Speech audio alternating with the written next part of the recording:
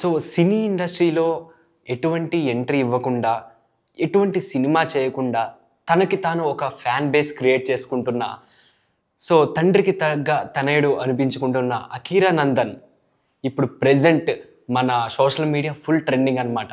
ఎందుకంటున్నానంటే రీసెంట్‌గా జరిగిన మనకి ప్రెస్ కాన్ఫరెన్స్‌లో ఎస్‌జే సూర్య గారు అదే 'గేమ్ చేంజర్' ప్రమోషన్స్ టైమ్‌లో ఎస్‌జే సూర్య చెప్పిన విషయం ఏంటంటే, 'ఖుషి 2' మీరు ఎవరితో ప్లాన్ చేస్తున్నారు? ఆల్రెడీ 'ఖుషి' అనేది పవన్ కళ్యాణ్ గారితో ప్లాన్ చేశారు.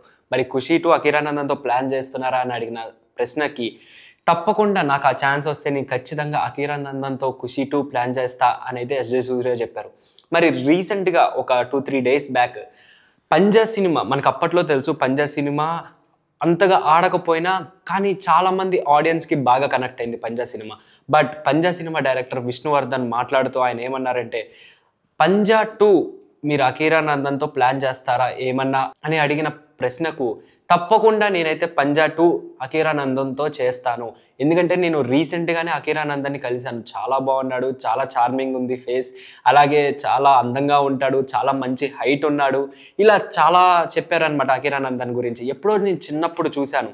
కానీ అప్పట్లో అంటే అప్పటికి ఇప్పటికి చాలా చేంజ్ అయ్యాడు అకీరా నందన్. సో తప్పకుండా నేనైతే 'పంజా 2' అనేది నేను అకీరా నందన్‌తో నాకు ఆ ఛాన్స్ వస్తే తీస్తా అని చెప్పి విష్ణువర్ధన్ అయితే చెప్పారు. సో మనం ఇక్కడ గమనించుకుంటే చాలామంది ఇండస్ట్రీలో వాళ్ళకి స్టార్డమ్ రావడానికి చాలా టైం పట్టింది. కానీ ఎటువంటి సినిమా చేయకుండానే మంచి స్టార్డమ్ అయితే తెచ్చుకున్నాడు అకీరా నందన్.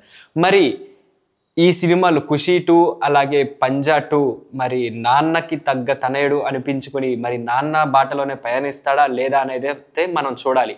ఇంకా ఏజ్ ఉంది అని చాలా రీసెంట్‌గా వాళ్ళ ఫ్యామిలీ మెంబర్స్ వాళ్ళు చెప్తున్నారు. కానీ మరి సినిమా ఇండస్ట్రీలో ఎప్పుడు రంగప్రవేశం చేస్తారు ఏంటి అనేదైతే మీకు తెలిస్తే డెఫినెట్‌లీ కామెంట్ చేయండి.